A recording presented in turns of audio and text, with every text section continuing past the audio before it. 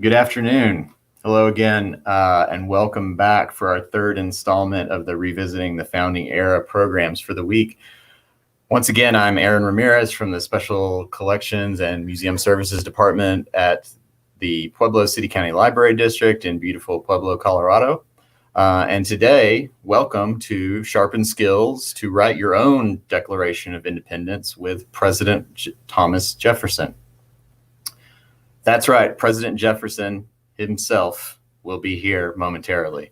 This program is brought to you by a generous grant from the Gilder Lehrman Institute of American History as a part of the Revisiting the Founding Era grant. If you're interested in learning more about the founding era through original documents from this time, essays, and lessons plans, look for a Gilder Lehrman link in the chat. But stay tuned right now because I'd like to introduce to you the third president of the United States from 1801 to 1809, Thomas Jefferson. Born on April 13th, 1743, as a student and young legislator, Jefferson read widely in Greek classics, Shakespeare, and the Bible. He founded the University of Virginia and also donated his almost 7,000-volume library to the United States government. He was a person of immense talents and multiple interests, not the least being religion and its place in American society. Not only was Jefferson a statesman, but a scientist, architect, farmer, educator, inventor, geographer, lover of the arts, and a searcher after truth. So it's my honor to welcome you, President Thomas Jefferson. Hello, sir. How are you? I'm having a great day, and I look forward to sharing with you the sharp skills that help me to create the Declaration of Independence. I understand that we have some young friends. I call you young patriots. Why do I call you patriots? Because you honor your country, you look up to your country. Do not make the mistake, though, of saying that the United States is always right, but we can learn from our mistakes. Remember in the opening to the Constitution, it begins this way: we, the people of the United States, in order to form a more perfect union. See, the nation was not perfect. We have to work towards it so that we can perfect it.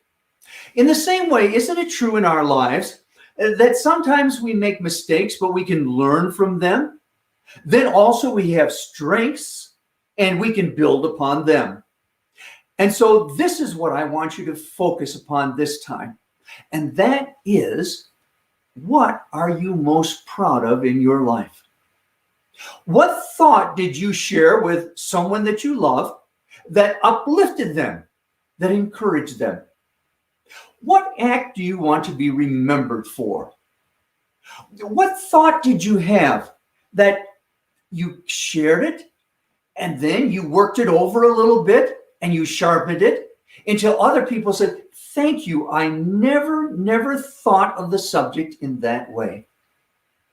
Well, I too wanted to be remembered. I wanted to take my skills and let them have great results, lasting results. And so I said before I died, and this was our custom in our day, it might seem kind of strange to you, but I said on my gravestone, I want chiseled into that stone these words. And I also said, while I was still alive, I don't want you to add one word to it or take one word from it. This is what I want to be remembered for. Here was buried Thomas Jefferson, author of the Declaration of American Independence, author of the law in Virginia for religious freedom, that is, religious freedom, so that if you choose, you could go to worship without being thrown in jail, or you could stay away from going to worship and not be thrown in jail. You had freedoms. And then I ended by saying, and I also was most proud of being the father, that is the founder of the University of Virginia. Of those three, what was the first? I wrote the Declaration of Independence. Now, it did not come magically.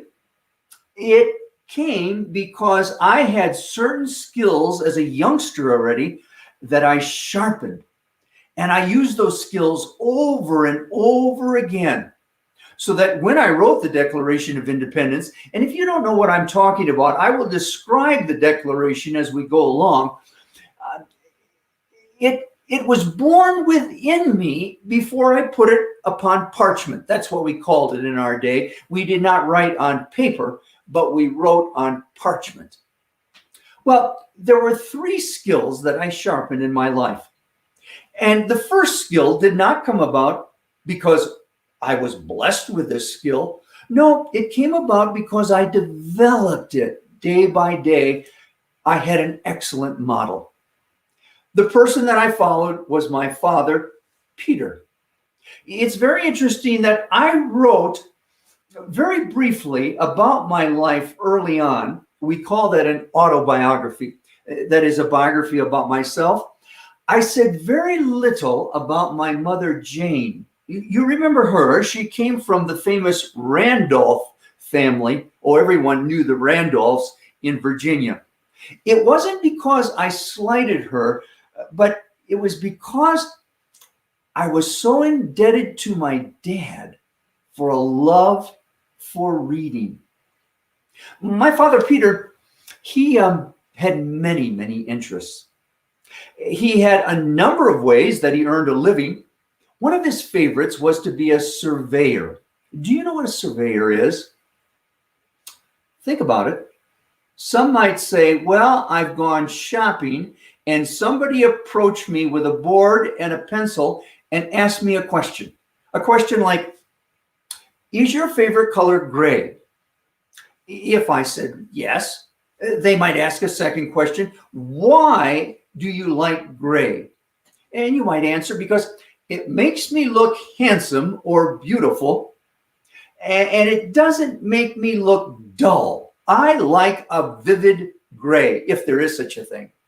And people that ask these surveys, these questions, they total them up and they find out how many people favor gray and how many people frown on gray. And so you say, is that what my dad did? Is that what a surveyor is? Well, that's one meaning of surveyor, but that's not what I mean by he was a surveyor. He measured land. He went out into the wilderness. My father, Peter, he was a very brave man because out in the wilderness were slithering snakes ready to strike you with their venom. Or there were bears that were lurking in the shadows too. And then there were people who had been there for many years. We called them Native Americans or Indians. And they didn't like strange faces or foreigners to come into their land. And then they saw my father, Peter. My father, Peter, would come to land and he would measure it out. You see, when the pioneers came into these forests, they didn't know what they were getting into. And it was very hard for them to move their crops. They're very, very heavy crops. And so what they did was they said, we need to get a boat and we'll put the crops on the boat. And in that way, we can move them downstream. So maybe my father came to a parcel of land and there was a stream coming this way and there was a mighty river coming this way and they met right there. Oh, everybody wanted that land, that parcel of land, because it had water here and it had water there. Wonderful. But what if 2 families came at the same time and said, we have the rights to this land? Then they would go back to civilization once again. They would look upon the maps that my father sketched out in the wilderness, and the judge would determine just who in the world really could use that land. So that's why my father was a surveyor. He loved to explore. Well, I did not go into the wilderness with regularity like my father did, but I explored by reading books. Have you had that experience? Some of you say, well, I don't have that much money. I can't go to England. I can't visit France. But if you get a book about my friend John Adams, who served the nation in England, you can read about him. And it's not quite like going to England, but you can be introduced to so much of England through John Adams' life that it's almost as if you were there. And I served in France for our nation for 5 years, from 1784 to 1789. And if you read about my life there, you can learn much about France. Now, my dad wasn't all studying and all reading. He was known in the area for his great strength also. And so we would have a fair once in the summer. I understand that some of you live near Pueblo, Colorado, and you host a fair too. Maybe you've been there before. Now, at those fairs, and I know some of you are going to say, well, the girls didn't have as much of a chance as the boys in activities. It's true that the girls, they baked their pies, and then we would all taste the pies and select the most succulent one, the most tasty, and that would get the gold ribbon, and then there would be a silver ribbon, and down. The boys, they wanted to see who was the strongest, and so they lifted hogsheads. Now, when I say a hog's head, I'm not talking about a pig's head. We didn't actually lift a pig's head, but we had these wooden boxes that were very long and very thin, and in them we packed tobacco because we grew tobacco. Now, you've learned a lot that I did not learn in my day. I hope that you stay away from tobacco. But the reason why we grew tobacco is because the English gentlemen just loved tobacco. And after their meals, they would light up, and the women would go into their own room and talk, and the men would stay in their room and talk, and they all smoked American tobacco. Stay away from it. But in my day at the fair, there were these hogsheads. That's how we measured them. Do you measure heavy items by pounds? We did not do that. We measured them a hogshead. Imagine how heavy that is. These big boxes packed with tobacco were very heavy. And they had a handle on them too, so that you could try to lift up. Well, we would come and we would try to lift up, and it almost ripped our arm out because it was so heavy we had to put it back down once again.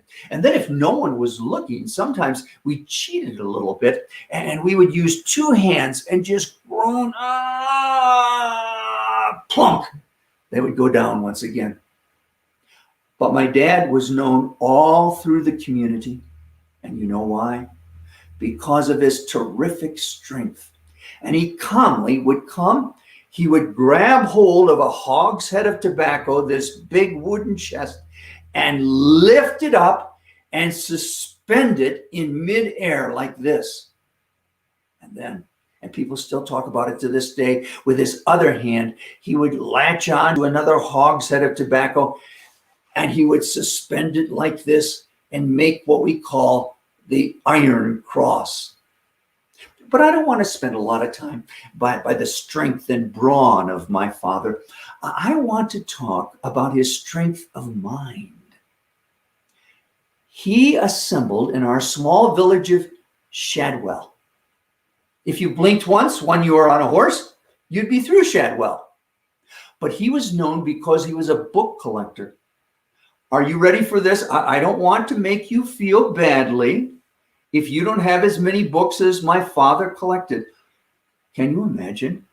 Dad collected 50 books. Wow, you're impressed, are you not? Let's have a little survey here. Raise your hand if you have more than 2 books in your home.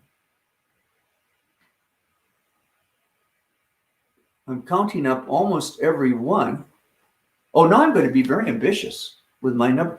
Is there anyone out there that has 5 books at home. Almost everyone. I know. You are just joshing me. You are pretending. You might even be telling a little white lie. I know that it is almost impossible for most of you to have 5 books at home, because in my day, books were very expensive, and books were very hard to make, and they took very much time. And so to have 5 books, you had to be quite rich to have something like that. My father had 50. That was my first library. Now here's the sadness. And the sadness comes because when I was a teenager, my dad, Peter, died. And then the house went on fire.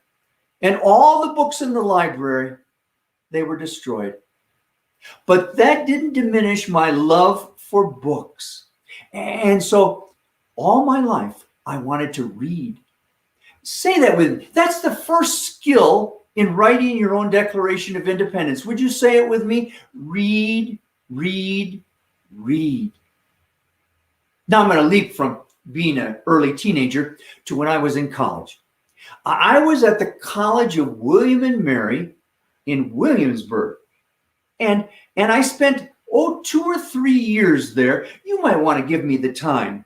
And I was there for 2 or 3 years, and I was one that studied. Now here, I understand that you know arithmetic. You know how to add. And so I want you to total up how many hours I studied. I would awake at 5 o'clock in the morning, every morning as a student. And some of you groan and you say, oh, I like to sleep in. But I found the best part of the day was in the morning. And so I would study from 5 o'clock until 8 o'clock in the morning. Then I would draw a light breakfast of victuals. That's what we called the food in our day, victuals. Yes. And after that, I would study a bit more until 9 o'clock, upon which I would mount a horse. I was quite a horseman, and I would ride with wild abandon out of Williamsburg, only to come back once again. And when I came back once again, I would study some more. I would draw a light lunch, and then by 4 o'clock in the afternoon, I would gather with the other students. You see, we were not in classes the way you are, but what happened was that we would study privately or independently most of the day, and then we would gather with the professor and the rest of the students for about an hour and a half, upon which I would eat supper at night, and then I would study from 7 o'clock at night until 10 o'clock at night, upon which I would blow out the candle and go to sleep. Total it up. Roughly how many hours did I study? You? 5? No, more than that. You? 20? Oh, you're being too good to me. I would study 12 to 13 hours per day. And you say, oh, I'll never do something like that. I don't want to be like Thomas Jefferson. That's too much. I don't like to study. Some days I didn't like to study either, but I had to remind myself that in order to capitalize and build on my reading skills, it worked for me to study and gain more and more insight and thoughts. Let me put it to you this way. You see this arm? It's very, very strong. You see this arm? It's just dangling there. It's very, very weak. And I just have to let it drop down here. I can barely bring it up there. But I'm hoping that with your prayers and your thoughts and your interest in me, that if you think positively about my weak arm, perhaps by tomorrow at this time, it will be as strong as my strong arm. So all think positively about my weak arm that it becomes strong. Now, young friends, Is it going to strengthen that way? No, you say. What does it take? Exercise. It takes lifting barbells. It takes lifting 2 or 3 books at a time. And at first, when you do that, does the arm like it? Oh no, the arm, it cries and it says, oh, I'm so sore, I'm so sore. But if you treat your body gently, but keep on exercising, pretty soon the soreness wears off, and pretty soon you have 2 strong arms. The same thing goes with study. At first, we don't like to study. But as we learn to study, it's like a muscle that we can build. And after a while in our study, we like certain portions and we study even more in that way. In order to write the Declaration of Independence, I had to read, I had to study. Say it with me. Read, read, read, study, study, study. And then finally, I was an exceedingly good writer. In fact, it was John Adams, who was second president of the United States, who said, Mr. Jefferson, you should be the key writer for our Declaration of Independence. And I said, why? And he gave me several reasons, but he said, because you have a felicity of expression. Now, we don't use that word anymore, but he meant I could write a good sentence. It wasn't that there was one word here and another word was stuffed there and a third word came along there, but I united them and I brought them together in paragraphs, and the paragraphs made sense, and the paragraphs all came to a page, and it made a punchline. It made a point of what it was trying to say, and it said it memorably. And so there was King George III. I hope there is no one here that appreciates King George III, King of England, who was a tyrant over us. He was taxing us to death. Say it with me now. Say it. Down with King George III. I did not hear you say that. Say it with me. Down with King George III. Down with King George III. That's what we said. We wanted to get rid of King George III because we wanted to have liberty. And so I wrote, we hold these truths to be sacred and undeniable. And you say to me, Mr. Jefferson, are you having a senior moment? That's not what you wrote.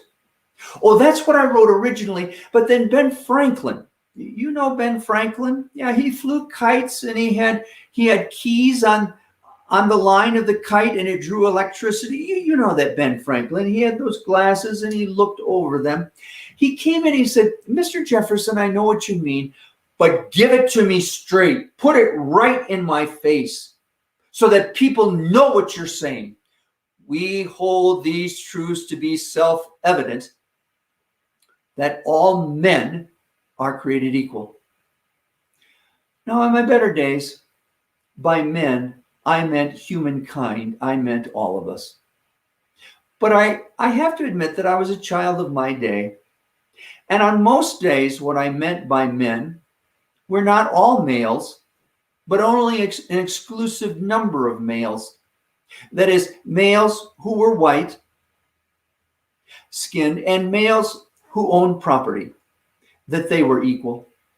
And then the British heard about me writing this, and they said, that is the stupidest. That is the dumbest. That is the most ridiculous thing we have ever heard, that we are all equal. And they said, are we equal in height?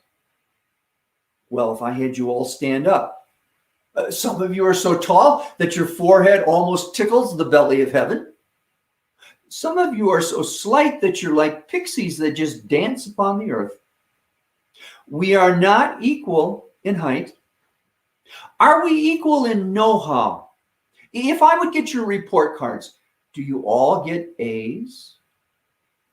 Do some of you get B's or C's? Do some of you try very, very hard to get above a C and you can barely get to a B while somebody else snoozes and parties and has all kinds of fun? But because they just can do it, they get an A.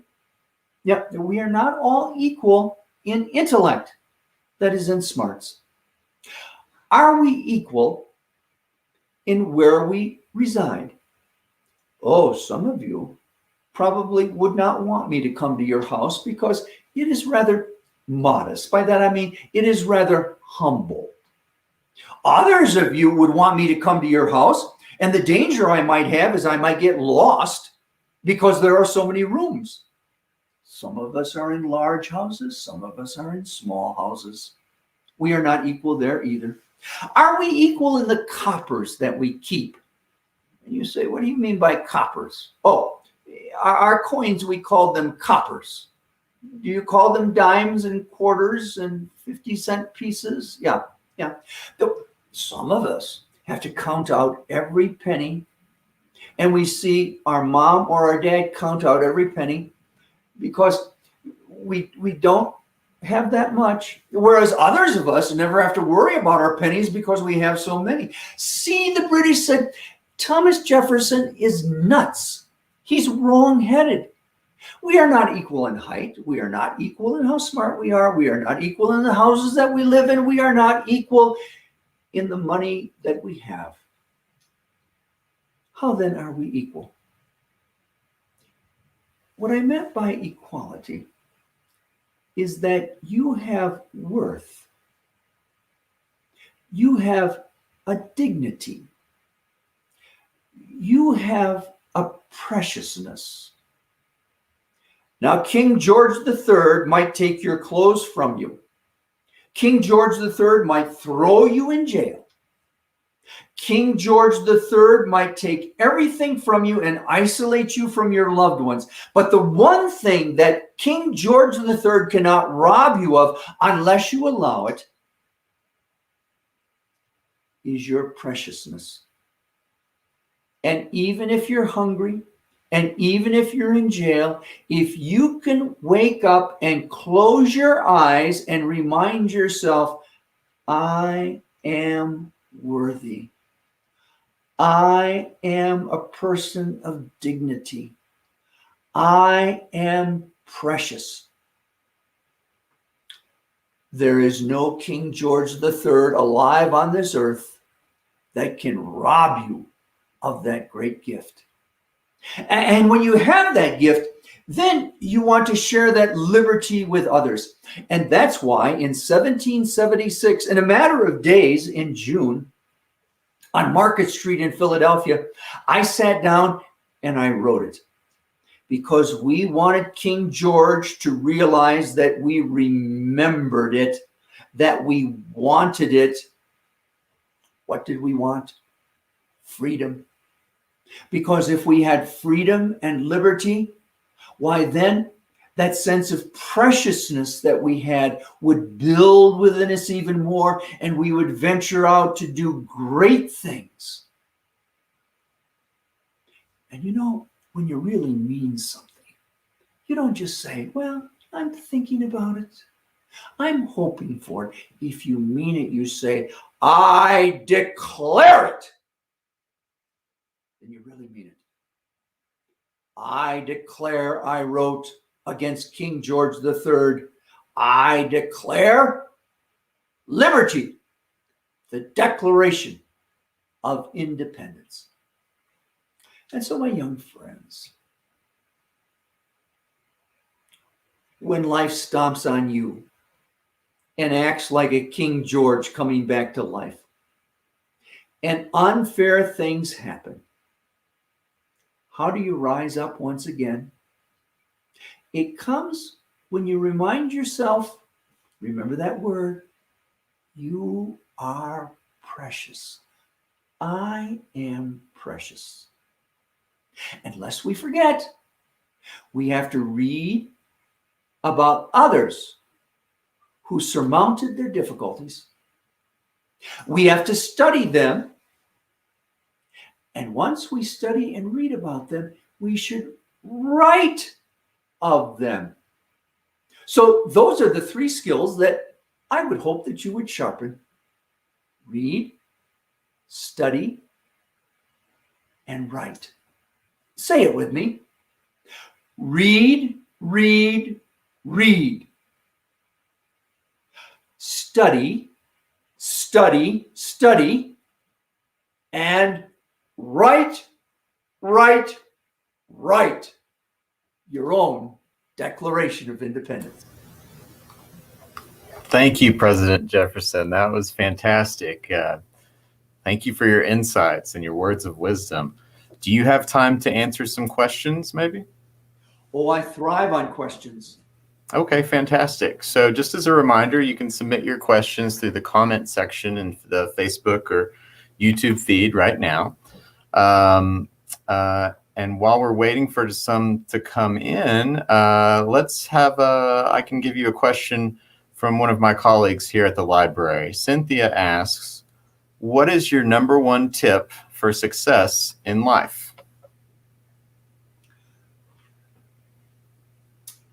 The number 1 tip for success in life is be curious.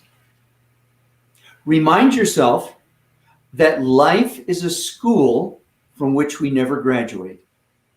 You know, you go to elementary school and you graduate from 6th grade, and then you go to junior high, some people call it, middle school, and you graduate in 8th grade or 9th grade, and then you go to high school.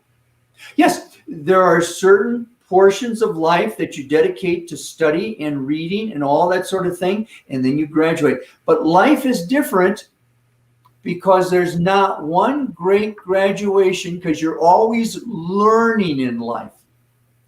And when you stop learning, your mind shrivels and life becomes dull.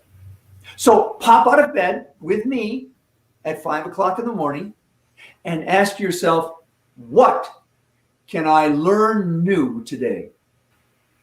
Excellent. Thank you. I guess this would be sort of a question that could go along with your last answer here.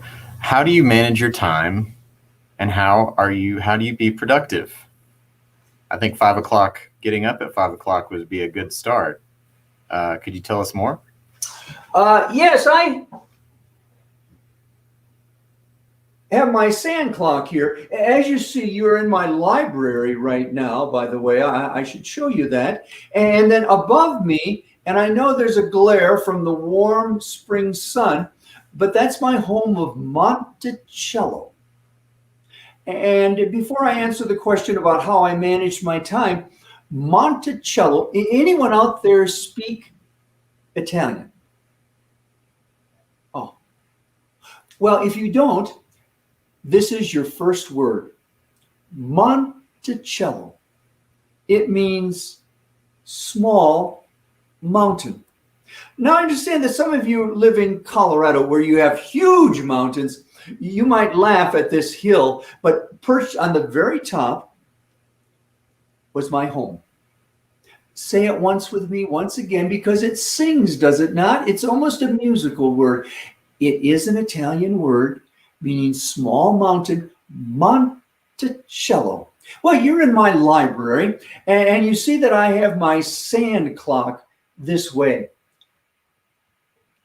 And I would turn it over, and the sand is coming down, and that's how I kept track of time many times. I was a very disciplined person. By that, I mean, I did not squander time. I didn't just let things happen. I did not have the kind of mind that, well, if I don't do it today, I'll be around tomorrow and I can do it then. And if I don't want to do it this weekend, I can always do it maybe next week sometime. I wasn't that way. I said to myself, let's be productive. Do it now. Get it done. We can't control the future. And sometimes when we put things off, it's an excuse. because when we're honest with ourselves, we really don't want to do it. The hard things are the ones that you got to pounce on, that you got to embrace, that you got to try over and over again. It's never easy, but it usually becomes easier the more you do it.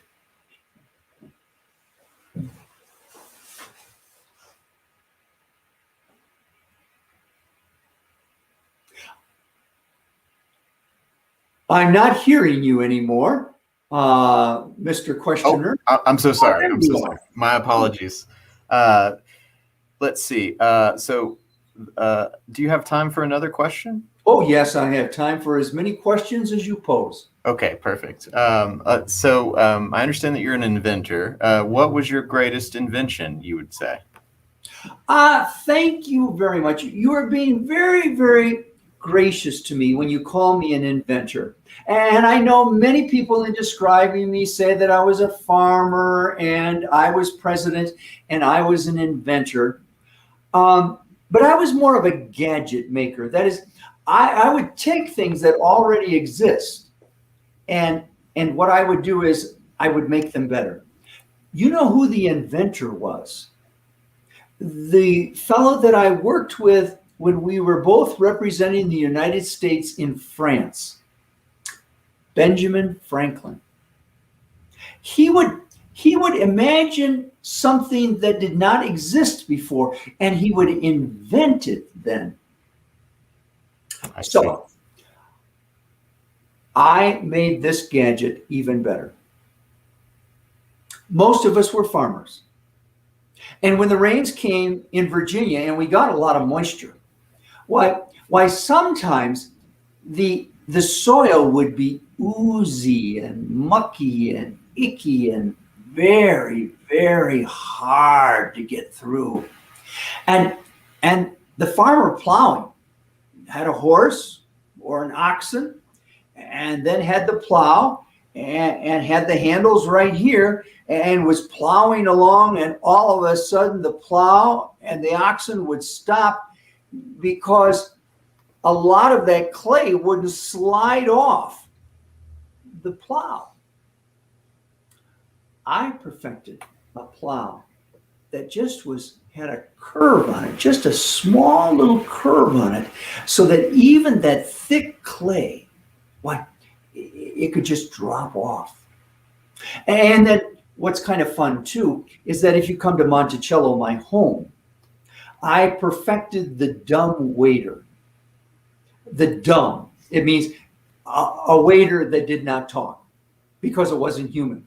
You see, the kitchens were not on the same floor as where we ate. The kitchens were down below. And so to get the food up, you had to put it on a tray, and then with a rope assembly down in the floor, you brought it up. And I made that process even more efficient. And then if you come to my home, you come through some of the main doors, and the doors are open, and you walk through, and mysteriously, as if ghosts are there, the doors close, and you don't close them, and no one else does. It's because under the floor, I had a series of pulleys and that sort of thing, and I won't get into all the mechanics of it, but that it almost seemed like magic that you walk through the door, and it closed by itself. I think, kind sir, who posed the question, that I was more of a gadget maker, or my favorite word was a tinkerer. You don't hear that word too much, but I tinkered with things to make them better. Excellent. Thank you. I guess if you'll take one more question, would that be all right? Oh, yes. Okay. So what was your greatest failure? My greatest failure, which I did not want to admit to myself, was slavery. When I was married, the gift that my wife's father gave to us was 30 slaves. And we needed slaves to harvest tobacco in our region. As you move further south into Alabama and Mississippi and that, it was cotton. But it was tobacco for us. And in that Declaration of Independence, the ideal was so strong and so correct. We hold these truths to be self-evident that all men are created equal. I had that ideal and I reached for it, but the real was that I kept slaves. And so in my adult life, not all at one time, but I owned somewhere between 600 and 800 slaves, not at one time, but over 30, 40 years.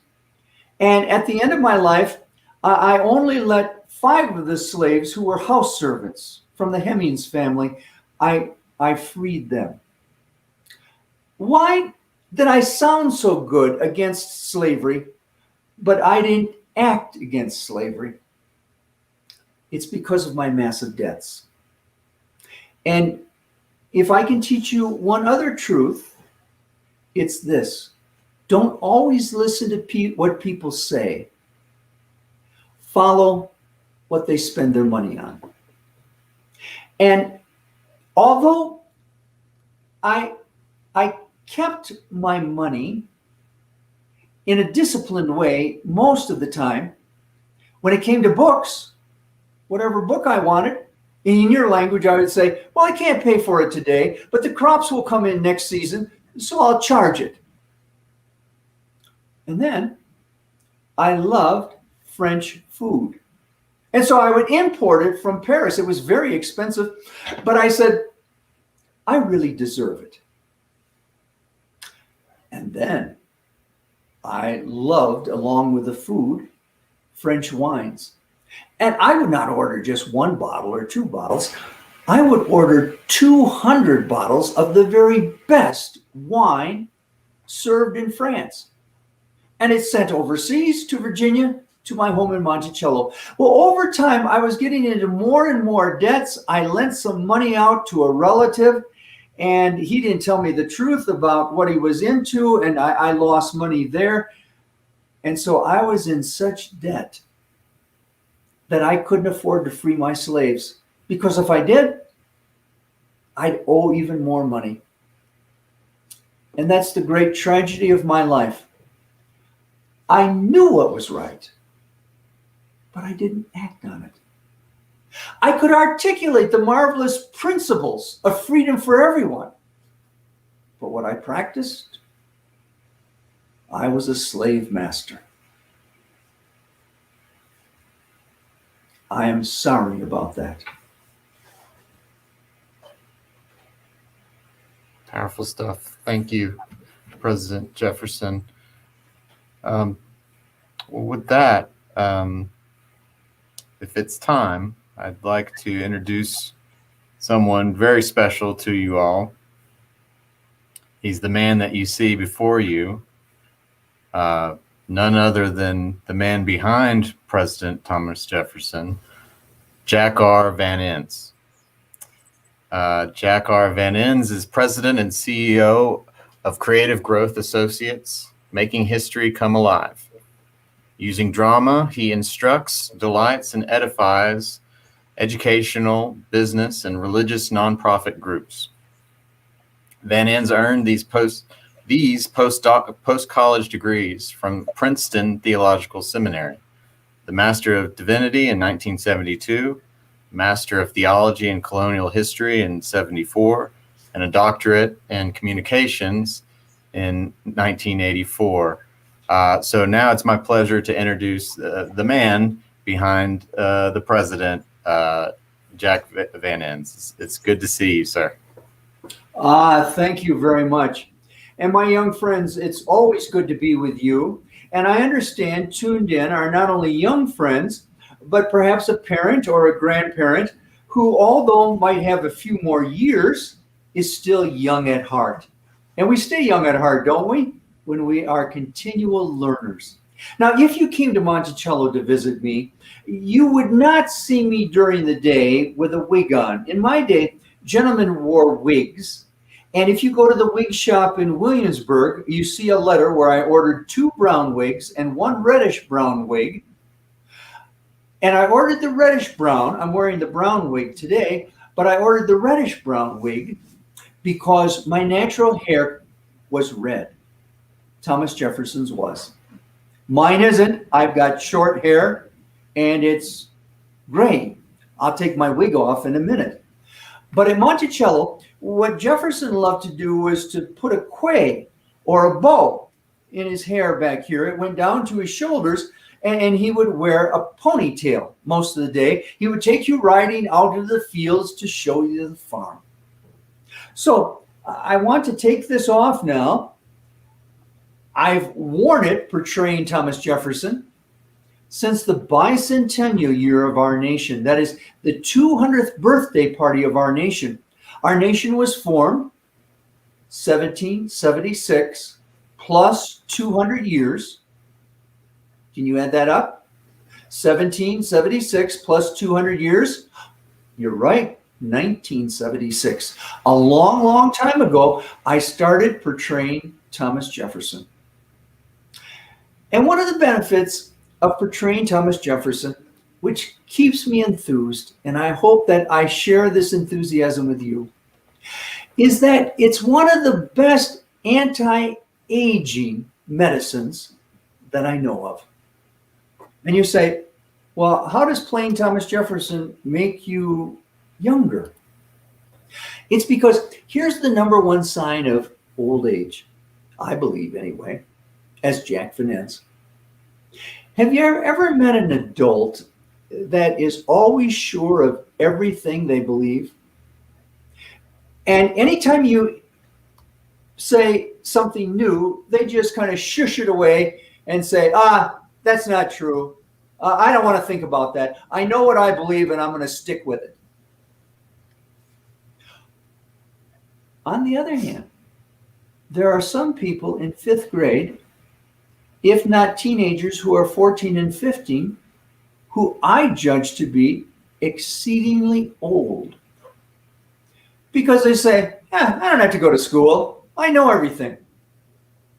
Don't hit me with that kind of knowledge. I don't understand it, and it's kind of boring and all that sort of thing. I don't want to learn.